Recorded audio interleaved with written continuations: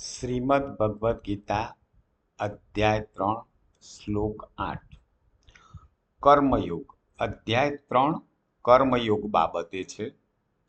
અગાઉ 1 થી 7 શ્લોકમાં ભગવાન શ્રી અર્જુનને કર્મનું મહત્વ સમજાવ્યું છે. અર્જુન યુદ્ધથી વિમુખ થઈ રહ્યા છે ત્યારે ક્ષત્રિયનું કર્મ શું છે એ વિવિધ યુક્તિ પ્રવૃત્તિ દ્વારા કૃષ્ણ ભગવાન અર્જુનને સમજાવી રહ્યા છે. શ્લોક 8ના માધ્યમથી આપણે એ શીખીશું કે કર્મ શા માટે કરવું જોઈએ, કર્મ કર્યા વિના રહી શકાય, કેવા કર્મ કરવા જોઈએ અને કેવા કર્મ ન કરવા જોઈએ. આ બાબતો આપણે આ શ્લોકના માધ્યમથી શીખીએ. આપણે અગાઉ પણ ઘણી બધી કહેવતો પણ સાંભળી છે કર્મનું મહત્વ સમજાવતી. ઉદ્યમેન હિ સિદ્ધ્યન્તિ કાર્યાણિ ન મનોરથૈ નહીં સુપ્તસ્ય સિંહસ્ય પ્રવિશંતિ મુખે મુખ. કોઈ વ્યક્તિ માત્ર મનોરથ કરે એટલે કે ઈચ્છાઓ કરે તો ઈચ્છાઓ પરિપૂર્ણ થતી નથી. એના માટે ઉદ્યમ કરવો પડે. ઉદ્યમેન હિ સિદ્ધ્યન્તિ કાર્યાણિ ન મનોરથૈ. સૂતા સૂતા વિચાર કરવાથી આપણા કાર્યો પૂર્ણ નથી થતા. આપણને કહેવામાં આવ્યું છે કે સૂતેલા સિંહના મુખમાં પશુઓ આવીને પડતા નથી.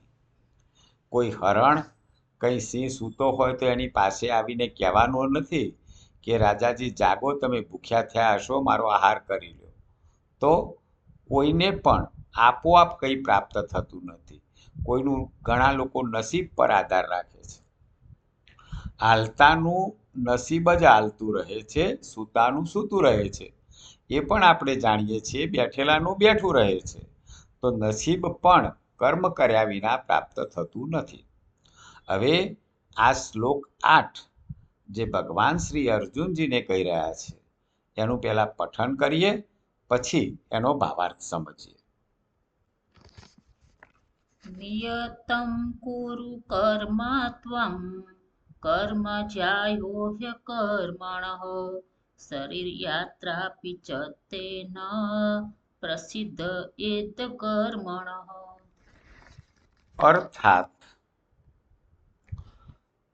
તું શાસ્ત્ર વિધિથી નક્કી કરેલા કર્તવ્ય કર્મો કર.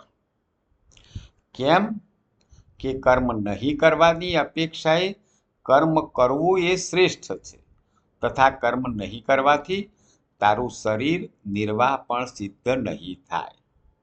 તો ભગવાન અર્જુનને કહે છે કે શાસ્ત્રથી નિહિત થયેલા, નક્કી થયેલા એટલે જે નિયત કર્મો છે એ તું કર.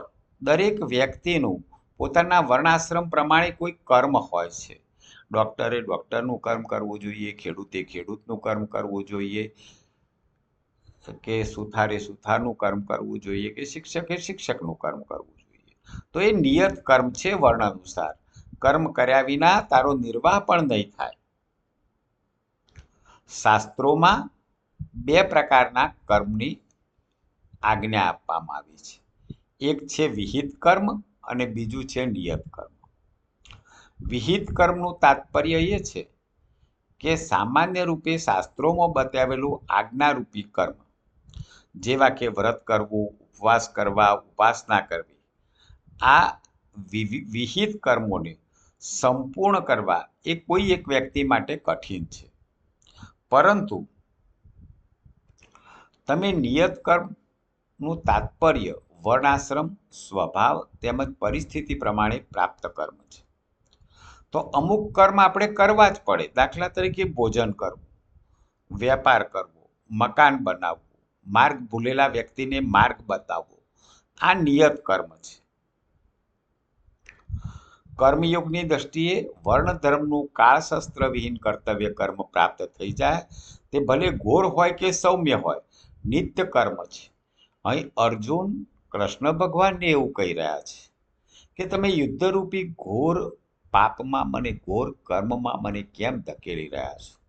ત્યારે ભગવાન કહે છે કે વર્ણ ધર્મ અનુસાર તને જે નિયત કર્મ પ્રાપ્ત થયું છે એ ભલે ઘોર હોય કે સૌમ્ય હોય, એ કરવું જ પડે. કોઈ ડૉક્ટરે કોઈ દર્દીનું પેટ ચીરીને ઓપરેશન કરવું પડે તો ત્યાં એવું નથી કહેવાનું કે મને કોઈ વ્યક્તિનું પેટ ચીરવાનું કર્મ કેમ કરી રહ્યા છો, કેમ કહી રહ્યા છો. કારણ કે નિત્ય કર્મ છે, નિયત કર્મ છે, અને એણે કરવું જ પડે, એમાં એનો ભાવ સારો છે. ભગવાન અર્જુનને એમ કહે છે કે ક્ષત્રિય હોવાના સંબંધથી પોતાના વર્ણ ધર્મ અનુસાર પરિસ્થિતિ પ્રાપ્ત યુદ્ધ કરવું એ તારું સ્વાભાવિક કર્મ છે.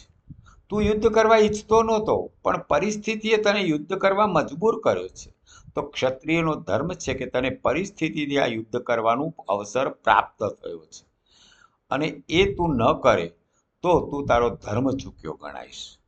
ક્ષત્રિયને માટે યુદ્ધરૂપી હિંસાત્મક કર્મ ઘોર દેખાતું હોવા છતાં પણ વસ્તુતઃ તે ઘોર નથી. ઉલટાનું તેને માટે તે નિયત કર્મ છે. અર્જુનનો પ્રશ્ન એ છે કે જો આપને કર્મની અપેક્ષાએ જ્ઞાન શ્રેષ્ઠ માનતા હો તો મને ઘોર કર્મમાં શા માટે જોડો છો? આમ અર્જુનનો વિચાર યુદ્ધરૂપી ઘોર કર્મથી નિવૃત્ત થવાનો છે, અને ભગવાનનો વિચાર અર્જુનને યુદ્ધરૂપી નિયત ક્રમમાં પ્રવૃત્ત કરવાનો છે. અર્જુનના મનમાં એવો ભાવ ઉત્પન્ન થઈ ગયો હતો કે જો કર્મ જ ન કરવામાં આવે તો કર્મોથી આપોઆપ સંબંધ વિચ્છેદ થઈ જશે. એટલા માટે ભગવાન વિવિધ પ્રકારની યુક્તિઓ દ્વારા તેમને કર્મ કરવા માટે પ્રેરિત કરે છે. ભગવાન કહે છે કે અર્જુન, તમારે કર્મો તો કરવા જ પડશે.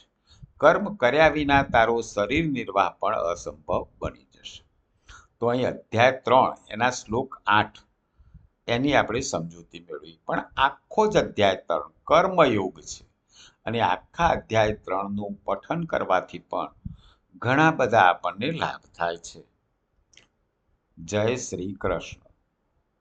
આપે આ ચેનલ સબસ્ક્રાઇબ ના કરી હોય તો spiritual motivation by Harish Joshi subscribe કરો, લાઈક કરો, શેર કરો. જય શ્રી કૃષ્ણ.